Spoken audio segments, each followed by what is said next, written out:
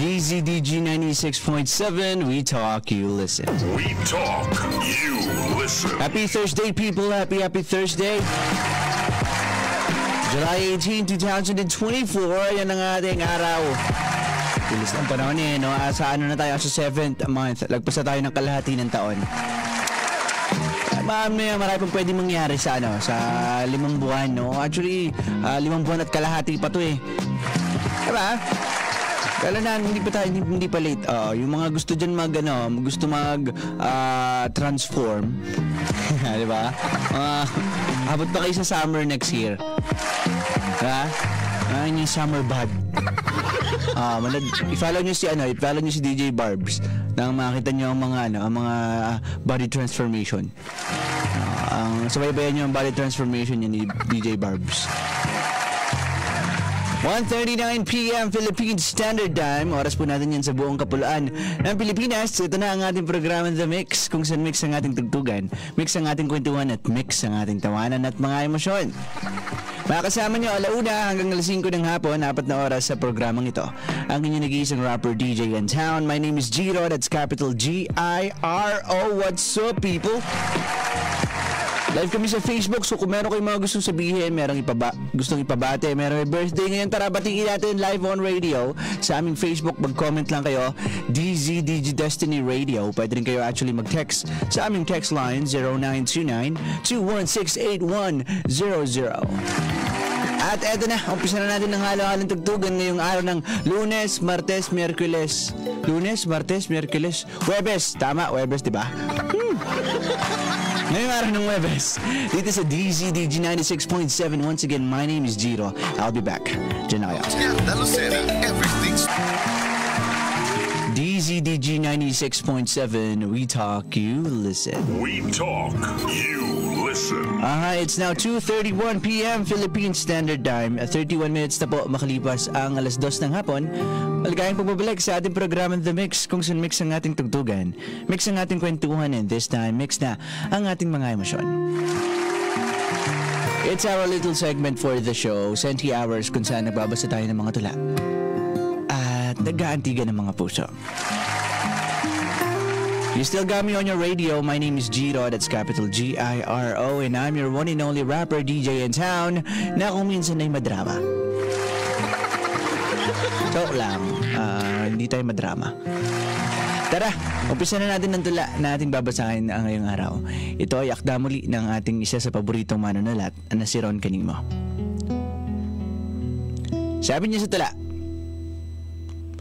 kaya siguro umuwi tayong nagluluksa pagkatapos magmahal.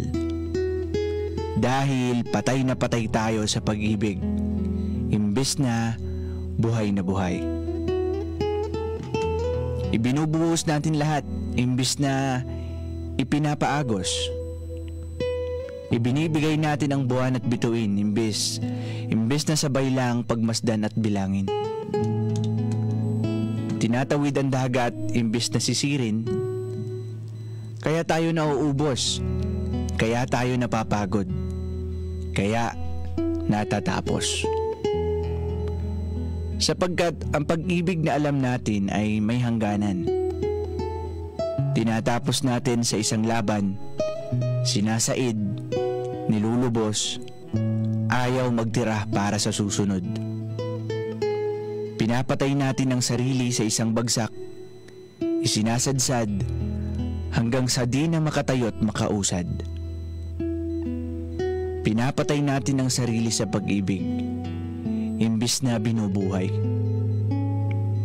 Kaya't sa susunod, subukan nating lumipad kaysa mahulog. Subukan nating palaguin kaysa palalimin. Subukan nating damhin kaysa puspusin ng tingin. Sapagkat ang pag-ibig ay binubuhay mula sa loob, sa puso, hindi pinapatay. Di patay na patay. Sa akda mula kay Ron Canimo. Yan. Dalasan naririnig yun, di ba? Ay, patay na patay ka na naman kay tropa eh. Patay na patay ka na naman sa crush mo eh. Mga ganun bagay. Diba? We are very hooked to somebody that we are committed to give everything that we have. Diba? Para lang sa kanila. Na hindi na natin tinitiran yung sarili natin. Actually, ito, isa to siguro sa mga paborito kong tula ni Ron Canimo. Dahil sobrang galing ng paggamit niya ng mga linya dito at ng mga words, ng mga metaphors. Maybe this could be one of my favorite poetries from him. And especially the message. Diba? Why are we so committed to something na hindi naman natin buhay? And at the first place, why would we make somebody our life? Diba? Ba't ginagawa nating buhay ang ibang tao samantalang mayroon naman tayong sarili? Hanggang sa mapabayaan na natin yung sarili natin para sa iba. It's no longer love eh. That's more like frustration na siya eh. That's nyo. Kaya sabi niya dito, kaya siguro tayo umuuwing nagluluksa. Dahil patay na patay tayo sa pag-ibig, imbis na buhay na buhay. Diba? Ang galing nung it's more like a wordplay eh. Patay na patay at buhay na buhay. And it's actually right. Diba? Bakit nga ba? Bakit nga ba hindi natin gawing life sustainer yung pag-ibig imbes na draining, imbes na nagdi-drain yung pag-ibig, imbes na hinahayaan nating madrain tayo ng pagmamahal natin. Why not gawin natin siyang dahilan para mas mabuhay, diba? Para mas magpatuloy. Alam niyo yun, inspirasyon nyo sila para sa mga gusto mong gawin sa buhay mo, para sa mga pangarap mo. Yun yung mas nakakabuhay eh. And then of course, parehas kayong matutuwa every time na magkakaroon kayo ng achievements. Instead of gusto nyo palaging kasama nyo yung partner nyo. Diba? Oras-oras. Gusto nyo laging kausap. Diba? Eh may mga trabaho kayo, may mga career kayong binubuhay, may mga career kayong pinapursue. Diba? Let's make relationship a somewhat somehow a inspiration to pursue the things that you wanted in life. Diba? Well, mamaya, mas magdigin tayo sa tulang ito. Nakikinig kayo once again sa DZDG 96.7. Kanina nagbasa tayo ng tula. At mamaya, babalikan natin yun. Ako si Jiro, at magbabalik ako. Diyan lang kayo. Wholesaler at retailer. 10 a.m. to 7 p.m. 2:57 p.m. Philippine Standard Time. 3 minutes to go before 3 p.m. Oras po natin yan sa buong kapuluan ng Pilipinas. You're still tuned in to DZDG 96.7. Magbabalik kami. Diyan lang po kayo.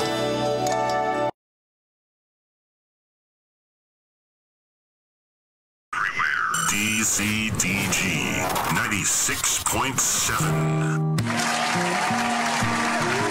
DZDG 96.7. We talk, you listen. We talk, you listen. It's now 3:25 p.m. Philippine Standard Time. 25 minutes na po. Makalipas ang alas 3 ng hapon. Maligayang pagbabalik sa ating programa The Mix. Ako po si Jiro, your one and only rapper, DJ in the town. At ito pa rin ang ating segment na Senti Hours. At kanina nagbasa tayo ng tula. Isang napakagandang tula galing sa ating paboritong manunulat na si Ron Canimo. Diba? Tara, balikan na natin to. Sabi niya, kaya siguro tayo umuwi ng nagluluksa pagkatapos magmahal. Dahil patay na patay tayo sa pag-ibig, imbes na buhay na buhay. Diba? Ibinubuhos natin lahat imbis na ipinapaagos. Yan. Binibigay natin ang buwan at bituin imbis na sabay lang pagmasdan at bilangin. Tinatawid ang dagat imbis na sisirin. Kaya tayo nauubos. Kaya tayo napapagod. Kaya natatapos. Ano bang ibig sabihin ni Ron dito? Well, ito pa lang yung sinabi niya na ibinubuhos natin lahat imbis na ipinapagos. Is something na it indicates something like it's more like ginagawa kasi nating mundo yung mga partners natin imbis na let it flow, diba? Just let it flow and grow, diba? Kasi nga, may kanya-kanya naman kasi tayo mga buhay. Yung mga kasintahan natin kahit pa sabihin na sobrang natin naiintindihan yung kanilang mga gusto sa buhay. Still, they have to do it on their own. Diba? Hindi kailangan palaging nakasulsul tayo sa kanila. To the point na napapabayaan na natin yung sarili natin. Yung sarili natin career, yung sarili natin buhay, sarili natin mga trabaho. Diba? Not like that. Sabi niya pa, sapagkat ang pag-ibig na alam natin ay may hangganan. Tinatapos natin sa isang laban, sinasaid, nilulubos, ayaw magtira para sa susunod. Pinapatay natin ang sarili sa isang bagsak, isinasadsad hanggang sa hindi makatayo't makausad. I have a different understanding about this sentences or this paragraph. Nakakasawa kasi darating kayo sa point na mananawa din kayo at mauubos. Alam niyo, dapat palaging merong element of excitement. Diba? Dapat merong mga bagay na laging bago or at least paminsan-minsan may bago. Pero kung ang nangyayari kasi is buhos ka na kaagad, alam mo yun, yung all out ka na kaagad, inilatag mo na lahat ng baraha mo. Wala ka nang kasunod. Diba? Wala nang aabangan, wala nang excitement. I don't know, it might sound tricky. And siguro sabihin natin you're being systematical instead of just loving the person. Pero hindi natin napapagtanto. Minsan ang hirap intindihin at tanggapin na kailangan eh. Alam niyo yun. Kasi unang-una, yun na nga, hindi naman kasi kayo magkaibang tao naman kayo. May kanya-kanya kayong career. So every time siguro na magmi-meet kayo or every time na magkakaroon kayo ng oras na para sa isa't isa, make it something exciting. Make something na alam niyo yung term na butterfly in the stomach. 'Di ba? Minsan dapat napaparamdam natin sa isa't isa yun eh. Sa mga mag-partner eh. Yung butterfly in the stomach na ayun na naman siya. May ginagawa na naman siyang kakaiba na nakakapagpasiya ng puso. Diba? Something like that. It makes the relationship exciting and more connected. Iisip-isipin ka niyan pagka hindi na kayo magkasama. Diba? Mapapangiti mo yan kahit wala ka naman sa presensya niya. Diba? Sabi pa ni Ron, pinapatay natin ang sarili sa pag-ibig imbis na binubuhay. Kaya't sa susunod, subukan nating lumipad kaysa mahulog. Diba? Ang galing din nun eh. Imbis na mahulog tayo, tara lipad tayo. That only means na tara magpakasaya tayo. Diba? Subukan nating palaguin kaysa palalimin. Diba? Subukan nating damhin kaysa puspusin ang tingin. Sapagkat ang pag-ibig ay binubuhay mula sa loob, sa puso, hindi pinapatay. Di patay na patay. Diba? Wag, don't. Just don't. Diba? Just don't. Hindi aaring 100% minamahal mo yung isang tao, tapos wala ka na para sa sarili mo. Alam mo yun? Na buong buhay mo ibubuhos mo rito sa partner mo, tapos wala ka nang para sa sarili mo. Diba? Minsan kasi loving yourself means loving the people around you. Hindi lang basta sa kasintahan. Kapag you're working very hard on yourself, hindi mo lang napapansin, pero mas nabibigyan mo ng tulong yung mga nasa paligid mo eh. Diba? Kasi if you're really working on yourself, you're really capable na. You're really capable of extending the things that you have to other people. Kasi marami ka nun eh. Diba? Punong-puno ka na nun. Kasi nag-focus ka muna sa sarili mo eh. And when the time comes that you have it all to yourself, ayan na. Mas natural mo na siyang naibibigay. Pagmamahal, atensyon, oras, diba? Material na bagay, pera. Kung meron ka na yan, kung marami ka na yan sa sarili mo, mas magaan mo siyang ibibigay at actually mas ma-appreciate yun ng tao. Kasi natural yun eh. Kaysa kapag ka ibinuhos mo o ibinigay mo yung bagay na isusubo mo na lang, ibinigay mo pa sa iba. Diba? Tapos, ano na, wala na kayong kasunod. Wala na kayong, pag naibigay mo na, ano na, kasunod, wala na. I-compare mo yun sa something like, you really work hard on yourself. Nakapag-ipon ka ng marami. At when the time na capable ka nang mag-extend ng mga meron ka, nasusustain. Alam niyo yun, dire-diretso mong napoprovide. That's the difference. Minsan hindi natin napagtatanto eh. Kasi nasanay tayo na, pag mahal ko to, kahit wala na ako, okay lang. Basta meron siya. Diba? Doon tayo nasanay eh, not knowing na mas okay nga pala kung meron akong well niyan. Alam yun, kung meron akong balon niyan, kung meron akong sobrang dami niyan na hindi nauubos. Diba? Kung meron ako niyan, kung marami ako niyan, nang yan dapat ibinibigay ko sa'yo. Masusustain ko yan, mapoprovide ko yan sa'yo for the longest time. Instead of ibibigay ko to sa'yo ngayon. Tapos kinabukasan, wala na akong ibibigay. Wala na rin ako. Kawawa kayo parehas. Diba? Sabi ni Ron kaning mo, diba? Palaguin. Yan, kaysa palalimin. Diba? Let's grow, let's flourish. Hindi patay na patay. Sabi niya, kasi ang pag-ibig ay binubuhay sa loob. Sa puso, hindi pinapatay. Di patay na patay. Diba? Kayong, diba, wag masyado. Okay naman yung mahal niyo yung isa't isa eh. Pero hindi aari o hindi nakakaganda o hindi maganda in the long term, in the long run kung 100% of your life ibubuhos niyo doon sa tao na yun. Magtira ka para sa sarili mo. Diba? Magtira ka ng para sa sarili mong career, para sa financial mo. Diba? Palaguin mo muna yan hanggang sa you're very capable of extending what you have to your partner. And that way, masustainable siya. Diba? 3:34 p.m. Philippine Standard Time. Ako po si Jiro. Kami ang DZDG 96.7. We talk, you listen. We talk, you listen.